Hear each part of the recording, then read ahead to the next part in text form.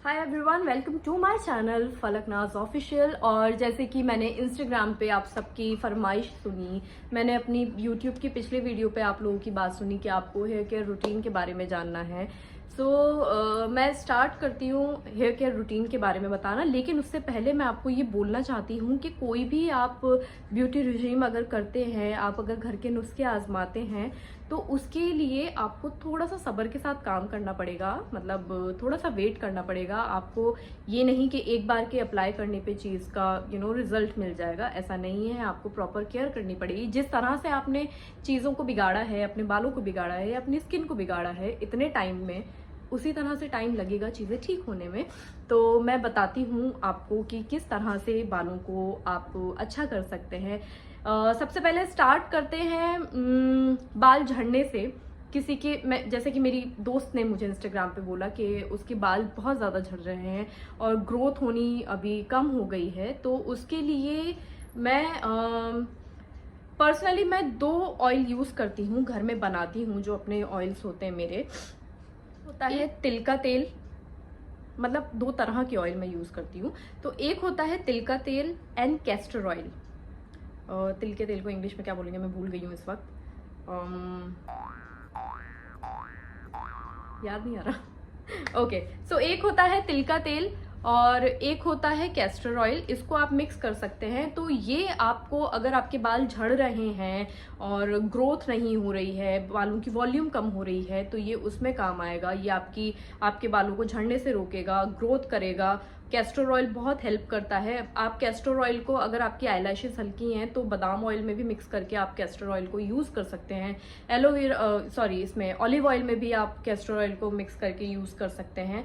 तो इससे ये एक ऑयल ऐसा है जो आपको आपके बालों को झड़ने से रोकेगा और आपके बालों की ग्रोथ वापस स्टार्ट करेगा। अब हम बात करते हैं कि बाल सॉफ्ट नहीं है या बालों के अंदर शाइन नहीं है, बाल डल है, तो उसके लिए मैं यूज करती हूँ garlic oil. So garlic oil के फायदे ये है कि garlic is a natural keratin for your hair. वो बालों में, नाखून में बहुत हेल्प करता है। तो गार्लिक इज रियली नाइस।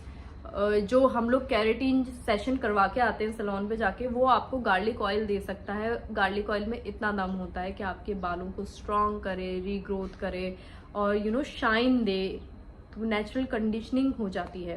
तो garlic oil is very nice, मेरा फेवरेट है। हाँ, मैं मौसम को देख के ऑयल यूज करती हूँ और अपने बालों के टेक्सचर को देख के मैं ऑयल यूज करती हूँ। अभी जैसे बारिशों का मौसम था तो हम ज्यादा ऑयल यूज नहीं कर सकते क्योंकि ऑलरेडी नमी होती है और ऑयल नमी को एड ऑन करता है। तो इसलिए ज्यादा ऑयल बारिशों के मौसम में मैं अवॉइड करती हूँ।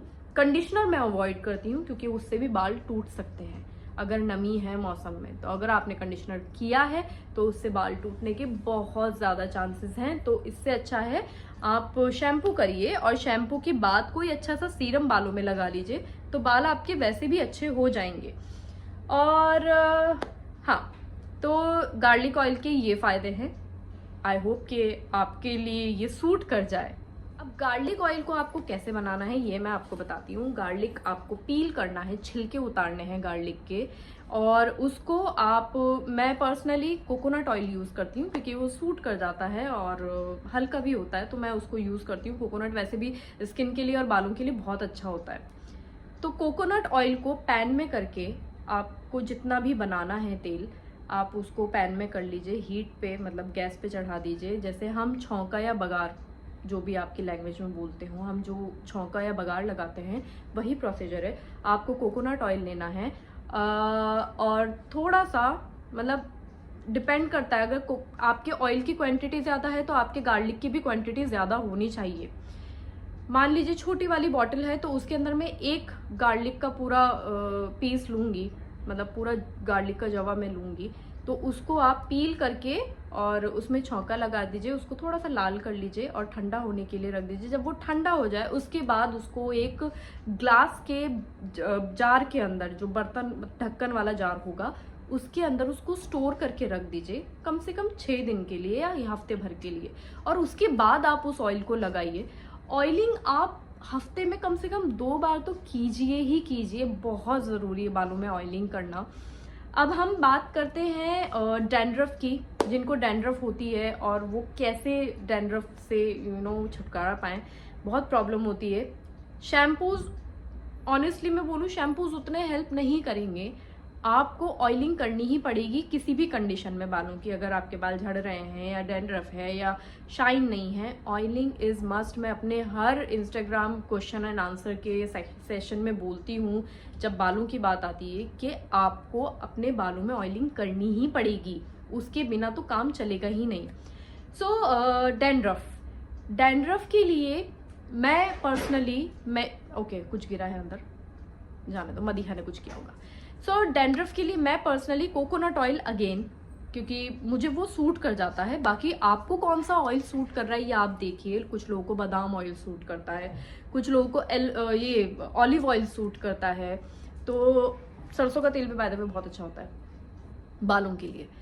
तो कोकोनट ऑयल के अंदर कपूर आती है, कैम्फर को, जैसे कि मैंने गार्लिक ऑयल बनाया है, कैम्फर को कटोरी में, मतलब कटोरी के अंदर कोकोनट ऑयल डालिए और उसके अंदर कैम्फर डालिए और उसको गर्म कर लीजिए। कैम्फर को उसके अंदर पिघला लीजिए और उसको सर पे लगाइए, मतलब अपने स्कैल्प पे लगाइए। तो उससे आपकी डैंड्रफ जाएगी, काफ़ी हद तक ख़त्म होगी। इसकी मसाज आप लीजिए। और साथ में अगर हो सके तो जब आप हेड वॉश करने लगें, तेल लगा लिया आपने, कैम्फर ऑयल हो गया है, जब आपका हेड वॉश करने का टाइम आए तो उससे आधे घंटे पहले हाफ नींबू या तो आप दही में मिक्स करके उसको स्कैल्प पे लगा लीजिए और मसाज कर लीजिए, या फिर आप डायरेक्ट नींबू अप्लाई कर लीजिए अपने स्कैल्प पे।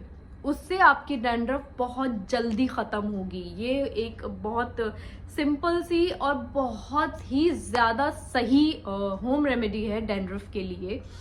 और डैंड्रफ आप मोस्टली अगर ऑयल लगा रहे हैं तो आपको, मुझे लगता नहीं है कि डैंड्रफ होनी चाहिए। तो ये इस चीज़ से डैंड्रफ आपकी ख़त्म हो सकती है। अब हम आते हैं मास्क के ऊपर। हेयर मास्क, सैलून पे जाना है और स्पा कराना है, इसकी कोई ज़रूरत नहीं है। इतना पैसा वेस्ट करने की कोई ज़रूरत नहीं है। मैं नहीं जाती सैलून पे, मुझे सिर्फ आईब्रो बनवानी होती है तो मैं सैलून पे जाती हूँ। अदरवाइज मेरे अंदर पेशेंस नहीं है कि मैं किसी भी सैलून पे जाके बैठूँ और घंटे लगाऊँ, तो वो नहीं हो सकता है। तो हेयर स्पा की अगर हम बात करते हैं, प्रोडक्ट्स हैं काफ़ी सारे मार्केट में प्रोडक्ट्स, और बहुत अच्छे प्रोडक्ट्स अवेलेबल हैं। अगर आप अफोर्ड कर सकते हैं तो जाइए, डेफिनेटली लेके आइए। मास्क होते हैं, ट्रीटमेंट्स होते हैं, वो डेफिनेटली आप लेके आइए। लेकिन अगर आपके पास उतना नहीं है कि आप बाहर से जाके लेके आओ और आपके बाल ख़राब हो रहे हैं, तो उसके लिए जो मैं करती हूँ, और मैं कॉन्स्टेंटली इस चीज़ पर रहती हूँ, मेरा एक मास्क होता है, हेयर मास्क, कि जब मेरे बाल, क्योंकि बहुत हीट होती है जब हमारे प्रोडक्ट्स लगते हैं, स्टाइलिंग होती है, तो हीट की वजह से बाल डैमेज हो जाते हैं। तो उस वक्त में मैं एक मास्क बनाती हूँ जिसके अंदर लगता है अंडा, शहद और ऑयल। अगर मैंने ऑयलिंग नहीं कर रखी है तो अब मैं इसको बताती हूँ कि कैसे बनाना है आपको। मैं, क्योंकि मेरे बाल माशाल्लाह लेंदी हैं, तो मुझे 2 अंडे लेने पड़ते हैं। 2 अंडों की जर्दी यानी यॉक आपको लेना है।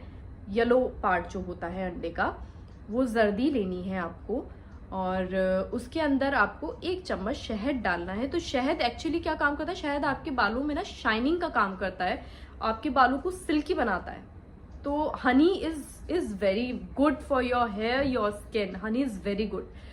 तो ये आप लीजिए, इसको मिक्स कर लीजिए। अगर आपने ऑयलिंग कर रखी है तो आपको उसके अंदर ऑयल डालने की ज़रूरत नहीं है मास्क के अंदर। लेकिन अगर आपने ऑयलिंग नहीं करी है और आपको हेड वॉश करना है विदाउट ऑयलिंग, तो आप इस मास्क के अंदर 2 चम्मच ऑयल डाल लीजिए, जो भी ऑयल आपको सूट करता है।